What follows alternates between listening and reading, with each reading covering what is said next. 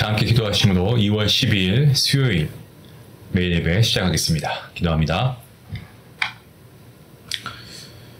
오늘도 우리를 지키시고 보호하신 하나님 아버지, 우리의 삶을 붙드시고 오늘 우리가 매일 예배를 통하여서 예배 자리로 불러주심에 감사합니다.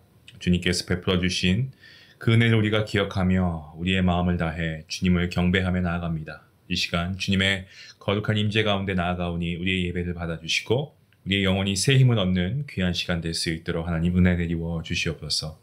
우리의 생각을 정하게 하시고 우리의 마음이 세상에 있지 아니하고 이 시간 하나님 말씀에 집중할 수 있도록 우리의 마음을 모아주시고 지금 특별히 예배를 통해서 말씀으로 우리를 새롭게 하시는 그 역사가 우리 안에 있기를 원합니다. 우리의 믿음이 더욱 깊어지게 하시고 주님을 더 많이 알아가고 주님의 뜻을 깨닫고 순종하는 삶을 살 수 있도록 도와주시며 정말 우리의 매 순간이 정말 우리의 삶이 주님의 영광을 드러내는 도구가 되게 하여 주시옵소서.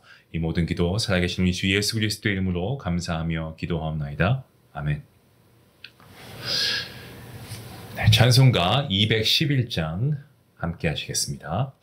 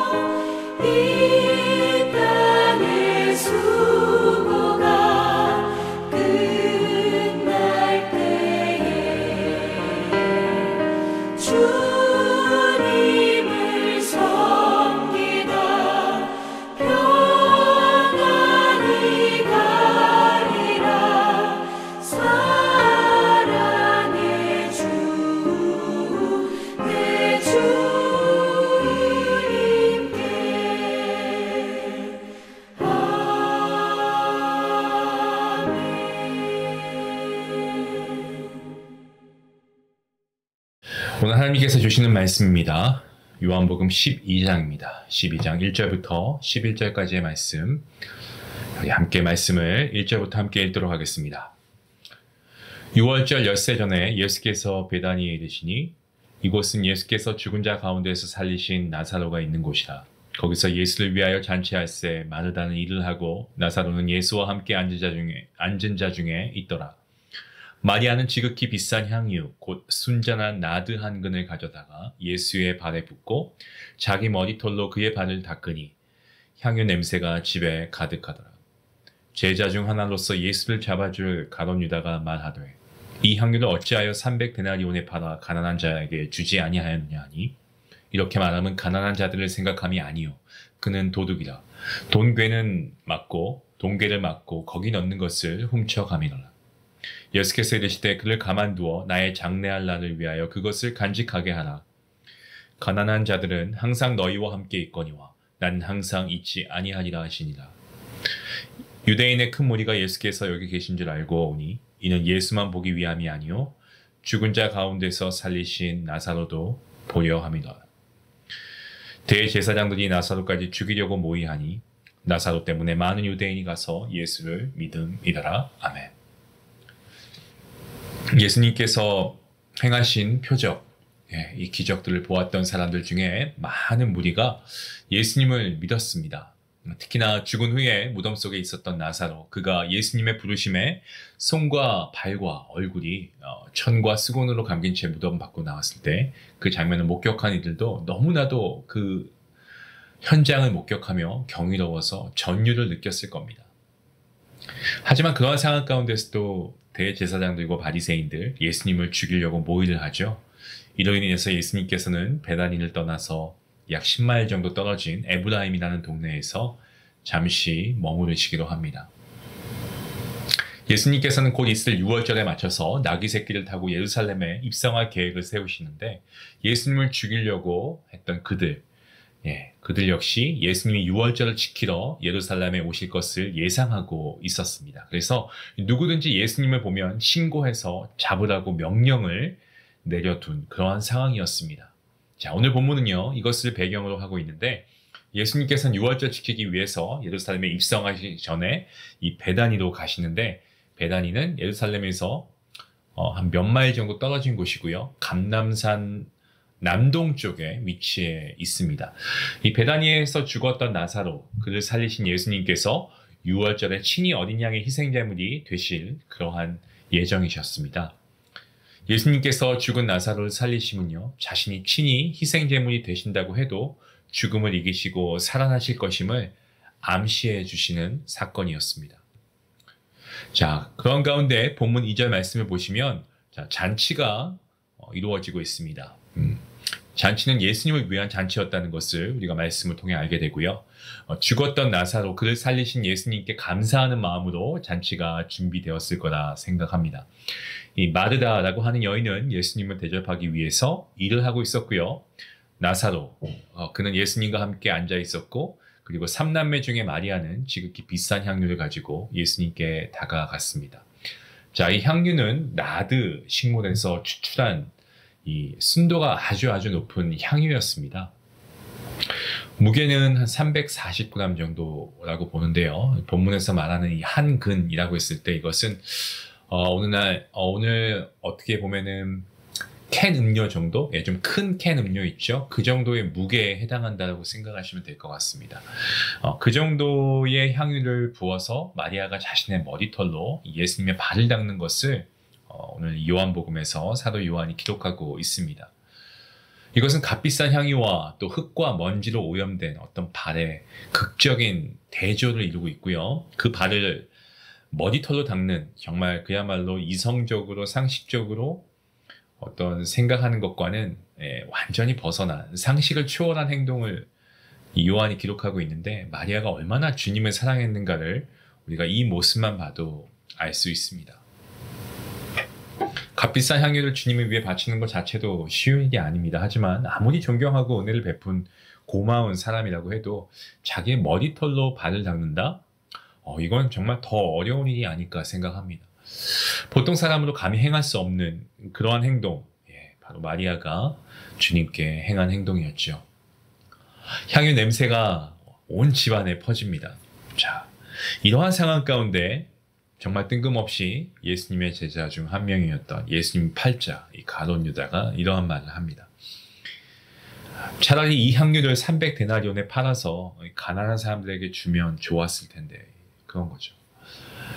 사도 요한이 가룟 유다가 어떤 사람인지를 설명하고 있는 말씀이 오늘 본문에 나오는데, 예수님의 제자 중 한 사람은 맞습니다. 제자였습니다. 하지만 예수님을 잡아서 넘길 사람으로 소개하고 있는데, 그것은 곧 예수님께서 가룟 유다에 의해 팔리실 것을 알려주고 있습니다. 예수님의 제자로서 예수님을 팔아넘기는 사람이 되었다는 것. 정말 얼마나 비참한 일인지 모릅니다. 그런 가룟 유다가 지금 마리아를 책망하고 있습니다. 값비싼 향유가 300데나리온이다라는 것을 알고 있을 정도로 그 당시에 이 나드 향유의 시세라고 할까요? 그것은 알만한 사람은 다 알고 있었던 것으로 그렇게 예상이 됩니다. 한 데나리온이 노동자의 하루 품삯이었기 때문에 300데나리온, 우리가 산수를 해봐도 거의 1년, 그죠? 1년 내내 일을 해야 벌 수 있는 아주 큰 금액이었습니다. 안식일과 명절을 제외한, 그죠? 모든 날 동안 매일 일하고 한 푼도 쓰지 않아야 모을 수 있는 그야말로 큰 액수였죠. 한 달 임금도 바치기 어려운데 마리아는 노동자의 1년 연봉에 해당하는 금액의 향유를 주님께 모두 바치고 있습니다. 그런 모습을 본 가룟 유다는 마리아에게 헛돈을 썼다라고 책망하죠. 헛쓰고 했다는 겁니다. 가난한 자들을 위해서 그 향유를 팔아 부지했으면 더 좋았을 그런 뜻으로 얘기를 한 거죠. 그런데 사실 어떻습니까? 그 속마음은 그게 아니었죠. 이 가룟 유다가 누굽니까? 탐욕으로 가득 차 있는, 그죠? 그래서 그의 탐욕을 채우지 못한 분노의 말을 내뱉은 겁니다. 가룟 유다는 가난한 자들을 돕는다, 그런 명목하에 모은 돈을 횡령하는 도둑이었습니다. 주님께서는 탐욕이 가득 차 있는 이 가룟 유다의 마음을 아시고도 그를 책망하지 않으시고 오히려 마리아를 변호하시는 데 중점을 두십니다. 마리아의 행동에 대해서 더 이상 책망하지 말라고 주님이 말씀하시죠. 마리아가 예수님의 장례를 알고 준비한 것은 아니었지만 결과적으로 예수님의 장례를 준비하였기에 예수님께서는 마리아의 행동을 칭찬하고 계십니다. 그래서 주님이 뭐라고 하십니까? 나의 장례할 날을 위해서 그것을 간직하게 해라 라고 말씀하시죠. 이 말씀을 의역하면 마리아는 장례를 위해서, 예수님의 장례를 위해서 그 값비싼 향유 옥합을 간직해왔다라는 의미입니다. 저와 여러분 역시도 평소에 주님을 우리가 마리아처럼 정말 지극히 사랑한다라고 우리가 고백한다면, 정말로 주님을 그렇게 사랑한다면 주님에 대한 사랑을 어떤 식으로든지 표현하기를 원하지 않을까요? 어떤 식으로 표현하더라도 주님께서는 그 마음의 중심을 아시고 받아주십니다. 하나님께서는 그래서 우리 마음 가운데 있는 죄도 보시지만 우리가 어떤 생각을 하시는지도 다 알고 계시고요. 주님이 우리의 중심을 보시는 것도 우리가 주님을 사랑한다면 우리가 정말 마음을 다해 주님을 예배하고 또 주님을 사랑하고 또 주님을 우리가 경외하는 그런 모습들, 우리의 중심을 보시는 주님을 우리가 결코 속일 수는 없습니다. 어쨌든 우리는 오늘 마리아처럼 우리도 정말 진심으로 주님을 사랑한다면 주님에 대한 사랑을 표현해야 함이 마땅합니다. 본문 8절 말씀을 보시면 주님께서 이렇게 말씀하십니다. 가난한 자들은 항상 너희와 함께 있거니와 나는 항상 있지 아니하리라.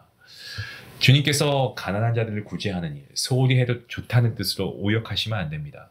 예수님께서는요, 죽음 이후에 부활 그리고 승천하실 것이기 때문에 그때가 되면 제자들은 예전처럼 예수님을 그들의 두 눈으로 보면서 예수님과 함께 할 수 없게 된다는 거죠. 그래서 지금은 온 인류의 죄를 대속하기 위해 죽음을 준비하는 일이 더 중요하다는 그러한 주님의 말씀입니다. 9절 말씀해 보시면 유대인의 큰 무리가 예수께서 여기 계신 줄을 알고 오니 이는 예수만 보기 위함이 아니요 죽은 자 가운데서 살리신 나사로도 보려 함이다. 유대인의 큰 무리가 잔치집에 함께 몰려옵니다. 이유가 있죠. 그것은 죽은 사람을 살리신 표적과 그 죽었다 살아난 주인공, 나사로 그를 보기 위함이었습니다. 잔치집에 몰려온 사람들은 소문으로 듣던 두 사람을 동시에 볼 수 있는 그야말로 절호의 찬스죠. 이 기회를 놓치고 싶지 않았습니다. 사실 오늘 우리가 이 세상을 살아가고 있는 많은 사람들도요, 어떤 눈에 보이는 관심사를 따라 움직입니다. 눈에 보이는 것을 믿으려고 하고 거기에 관심을 많이 갖죠. 분명히 살아계시고 지금도 역사하시는 정말 왕 중의 왕이시고 세상의 유일한 신이신 우리 하나님, 영이신 하나님 아니겠습니까? 눈에 보이지 않는 영이신 하나님과 그리고 죽을 수밖에 없는 죄인인 나를 위해 십자가에 달려 죽으시고 부활하신 주님을 구주로 영접하고, 그래서 이전에 옛사람은 죽고 예수님 안에 새로운 사람으로 다시 살아난 것이 우리에게는 하나님의 은혜이고 감사한 일이지만, 세상에서는 이러한 우리를 볼 때 이런 성도에게 사실 많은 관심을 두고 있지 않습니다. 많은 관심이 아니라 아예 관심조차가 없죠. 영적으로 죽었던 사람이 주님의 은혜로 다시 새로운 사람이 되고 구원받아 하나님의 자녀가 되었다. 이 일에 대해 사람들이 관심을 가지고 주님의 몸된 교회로 몰려오는 현상은 지금 이 시대에는 없습니다. 왜 그렇습니까? 저는 이것은 교회가 조금 한번 깊이 생각해 봐야 한다고 생각합니다. 교회에 와도 옛사람이 죽지 않고 새 사람이 되어 있지 않았기 때문이 아닐까 싶습니다. 우리가 믿음의 공동체 혹은 사랑의 공동체, 주님의 핏값을 사신 교회, 우리가 그렇게 부르고 있는데 사실 그 안에서 정말 사랑이 넘쳐나고 우리가 누구든 포용하고 그리고 그들을 용서하고 무엇보다 이들에게 예수님을 전하고 있는가라는 거죠. 세상이 우리를 통해서 하나님의 표적을 볼 수 있도록 우리 교회는 그러한 믿음의 공동체가 되어야 되고, 우리 성도는 바로 저와 여러분은 그러한 성도가 되어야 됩니다. 나를 통해서 주님을 볼 수 있게끔, 그래서 우리가 예수님을 닮아가는 우리의 모습이 되어야 하겠습니다. 본문 10절 말씀해 보시면 대제사장들이 나사로까지 죽이려고 모의하고 있습니다. 대제사장들 그리고 바리새인들, 그야말로 본인들의 어떤 입지가 좁아질 대로 좁아졌습니다. 뿐만 아니고 로마의 눈치를 보았기 때문에 예수님의 표적을 통해 봐야 하는 예수님의 신성은 전혀 보지 못하고, 예수님의 하나님의 아들이심을 보지 못하고, 메시아이심을 보지 못하고, 그들의 정말 정치적인 그런 판단에 따라서 예수님을 죽이려고 모의하고 있습니다. 또한 그들은 예수님을 죽이는 것으로 만족하지 못하고요, 예수님께서 다시 생명을 주셔서 살게 하신 나사로까지 제거함으로써 예수님이 행하신 표적의 흔적조차 아예 다 없애려고 했습니다. 왜냐하면 예수님의 행하신 표적의 흔적, 이 나사로가 살아있는 한 사람들이 예수님을 계속해서 많이 믿게 될 것이라 생각했기 때문입니다. 사랑하는 성도 여러분, 오늘 말씀 우리에게 많은 생각을 주는 것 같습니다. 오늘날도 세상의 악한 세력은요, 예수님의 흔적을 지우려고 합니다. 우리에게 예수님의 은혜와 치유의 흔적이 있습니다. 불의한 세상은요, 우리 안에 있는 예수님의 흔적을 자꾸 치우려고 합니다. 왜냐하면 이 불의와 하나님의 의는 결코 이게 조화를 이룰 수가 없기 때문에 그렇습니다. 불의의 세력은 그들의 불의를 유지하고 정당하기 위해서 의로우신 주님과 주님의 백성들을 미워합니다. 하지만 우리는 우리의 힘이시고 우리의 능력이신 하나님을 의지함으로 우리 안에 있는 예수님의 구원과 또 은혜의 흔적을 우리가 이 세상에 알려야 할 책임이 있습니다. 우리가 올 한 해 복음을 전하는 교회로 우리가 주제를 잡고 우리가 함께 기도하며 나아가고 있습니다. 여러분, 우리를 통해서, 아니 나를 통해서 정말 세상의 구원자이신 예수님을 알도록 우리가 해야 합니다. 나사로 때문에 많은 유대인이 예수님을 믿은 것처럼 오늘 나로 인해서 내 주변의 가족이, 내 친구가, 내 주변의 이웃들이 예수님을 만나고 믿을 수 있도록 주님의 흔적, 주님의 은혜를, 그리고 그리스도의 향기를 나타내며 살아갈 수 있는 저와 여러분 모두가 될 수 있기를 주님의 이름으로 축원합니다. 기도하시겠습니다. 하나님 감사합니다. 죽었던 나사로를 살려주시고 그렇게 하심으로 죽은 자들에 대한 부활의 소망을 갖게 해주시고, 그리고 실제로 주님께서 십자가의 죽음을 이기시고 사흘 만에 부활하심으로 우리 또한 우리가 주님을 구주를 영접함과 동시에 영생이라고 하는 정말 구원과 영생, 놀라운 선물을 우리에게 주시니 감사합니다. 주님이 죽음을 이기시는 분임을 천하에 알리시기 위해서 먼저 죽었던 나사로를 살려주시고 또 마리아를 통하여서 주님의 장례를 준비하게 하심으로 하나님의 때에 대한 분별의 중요성을 우리에게 가르쳐 주셨습니다. 주님을 사랑하는 마리아가 자신의 머리털로 주님의 발을 닦은 것처럼 주님의 몸된 교회를 정말 낮은 마음으로 섬길 수 있는 우리 자신이 될 수 있기를 원합니다. 나사로를 살리셨던 주님처럼 죄로 죽었던 저희를 살려주셨으니 저희가 주님으로 인해 다시 살아난 주님의 복음의 증인이 되어서 불의한 세상 가운데 영원한 생명을 주시는 주님을 전하며 복음을 전하며 오직 유일한 구원자이신 주님을 증거하는 삶을 살아가는 저와 모든 우리 성도님들 될 수 있도록 하나님 함께 하여 주시옵소서. 감사하며 예수님의 이름으로 기도합니다. 아멘. 여러분, 우리가 주님의 이름으로 우리가 이 시간 세상에 선포하며 나갈 수 있으면 좋겠습니다. 죽었던 나를 살리신 주님의 은혜에 감사하며 우리가 복음을 먼저 받은 자로서 이제 우리가 그 복음을 전하는 자가 되었으면 좋겠습니다.